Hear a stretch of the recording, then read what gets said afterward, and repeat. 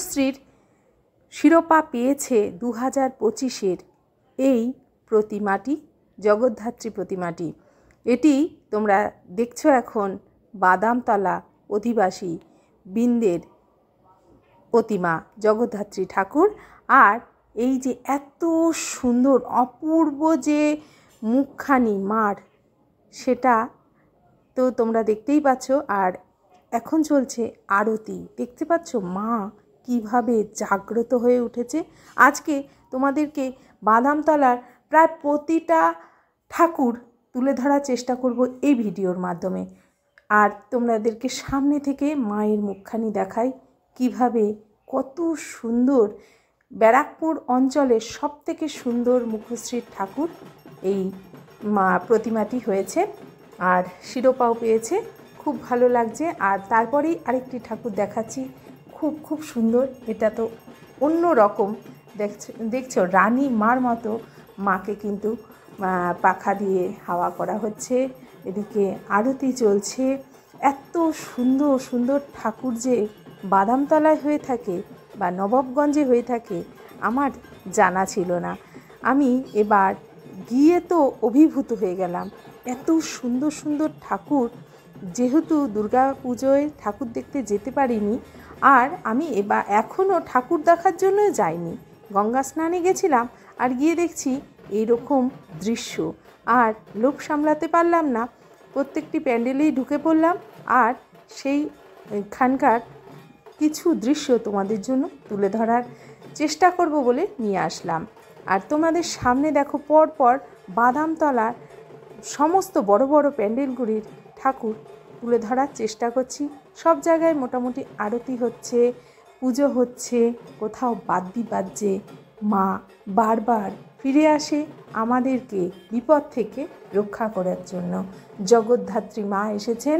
গত সপ্তমীতে ছিল দুর্গা সপ্তমী, আর এই সপ্তমীর তোমরা দৃশ্য দেখছো জগদ্ধাত্রী সপ্তমী। আর পর দেখো এত সুন্দর সুন্দর ঠাকুরগুলো, মানে মুখগুলি যে এত মায়ের অপূর্ব, খুব সুন্দর। সত্যি জগদ্ধাত্রী মা অপরূপ সুন্দর, খুব সুন্দর ঠাকুর দর্শন করলাম। আর তোমাদের সাথে তুলে ধরছি, তোমরা কারা কারা বাদামতলায় ঠাকুর দেখতে গেছো। চন্দননগরে তো ভিড় উপচে পড়েছে, সে তো জানি, সোশ্যাল মিডিয়ায় দেখতেই পাচ্ছি, কিন্তু বাদামতলাও কিন্তু কোনো অংশে কম যায় না। প্রত্যেকটি ঠাকুর তো তোমাদের সামনে, প্রত্যেকটি প্রতিমা তুলে ধরার চেষ্টা করছি নিপুণভাবে। তোমরাও জানিও যে কোন ঠাকুরটি তোমাদের সবথেকে ভালো লেগেছে। আর দেখো প্রত্যেকটি মন্দিরে কিন্তু আরতি চলছে মায়ের, কোথাও বোধন হচ্ছে, কোথাও আরতি হচ্ছে, কোথাও পুজো হচ্ছে, কোথাও মানে নানা রকম। এত সুন্দর লাগছিল সত্যি বন্ধুরা। ভগবান চাইলে সব কিছুই সম্ভব। মা দুর্গা দেখতে পারিনি, মা দুর্গার মুখটা কীরকম হয়েছে কোনো প্যান্ডেলে সেটাও আমরা হয়তো জানি না আমাদের পুরো ফ্যামিলি, কিন্তু মা জগদ্ধাত্রী চেয়েছে বলেই হয়তো এতগুলো মার মুখ একসাথে আমি মার অজান্তেই বা আমার অজান্তেই দেখে ফেলেছি। যাই হোক, মা যা চাইবে মা সকলের মঙ্গল করেন।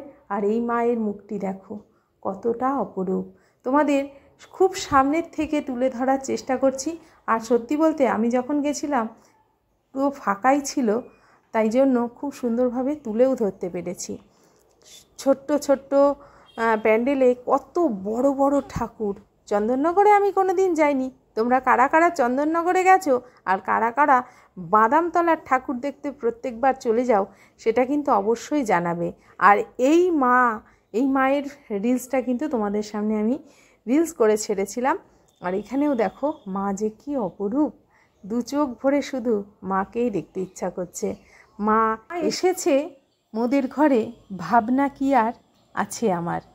তাই মা বারবার ফিরে আসে সন্তানদের কাছে, সন্তানদের বিপদ থেকে রক্ষা করার জন্য। বিপদ তারিণী হয়ে, জগৎ ধাত্রী হয়ে, আর মা দুর্গা রূপে, কালী রূপে, লক্ষ্মী রূপে, সরস্বতী রূপে মা কিন্তু বারবার নানা বেশ ধরে আমাদেরকে দেখতে আসে যে আমরা কেমন আছি, মার সন্তানরা কেমন আছে। আর দেখো প্রত্যেকটা প্রতিমার মুখ এত সুন্দর, মাতৃত্বে ভরা, যেন মা অভয় দান করছে যে তোদের কোনো ভয় নেই রে, আমরা সব সময় মায়ের ছায়ায় আছি। সেটাই মা বারবার বোঝাতে চলে আসেন।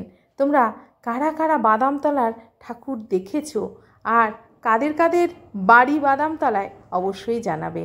আমার বাড়ি তো বাদামতলা থেকে কিছুটা দূর, তবুও আমি কিন্তু গঙ্গা স্নানে গিয়ে মার দর্শন পেয়েছি। তোমরা কারা কারা এই জগদ্ধাত্রী ঠাকুর দেখতে খুব ভালোবাসো? দুর্গা ঠাকুরের থেকেও জগদ্ধাত্রী কাদের কাদের প্রিয় অবশ্যই জানিও।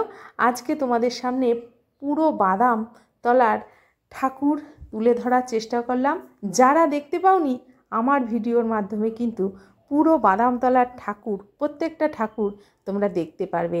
যেমন সৌন্দর্য মায়ের মুখের, তেমনি মাকে কত সুন্দরভাবে যে সাজিয়েছে, সত্যি তাদের গহনা দিয়ে এত সুন্দর করে সাজিয়েছে। আর পুরোহিতরা যে এত সুন্দর করে পুজো করছে, তাদের মন্ত্র উচ্চারণ, তাদের ধুনুচি নাচ, মানে মাকে আরতি করা, সব মিলিয়ে মিশে খুব ভালো একটি সময় কাটালাম, এটা বলতে পারি। যখনই ভগবানের সাথে থাকি তখন আমরা ভালো থাকি, আর বাদবাকি তো মায়ার সঙ্গে থাকি। আর মায়া মানেই কষ্ট, দুঃখ। তাই সবাই মায়ের সাথে থাকো, ভগবানের সাথে থাকো, আনন্দে থাকো, সুস্থ থাকো। আজকে পুরো ভিডিওটা দেখে তোমাদের কেমন লাগলো অবশ্যই জানিও। যদি ভালো লাগে অবশ্যই জয় মা লিখো কমেন্টে। আজকে এই ভিডিওটা এই পর্যন্তই রাখলাম। আবার যদি কোনো সুন্দর একটি ভিডিও পাই, এরকমই কোনো ঠাকুর দেবতার বা কোনো কিছুর, অবশ্যই শেয়ার করব।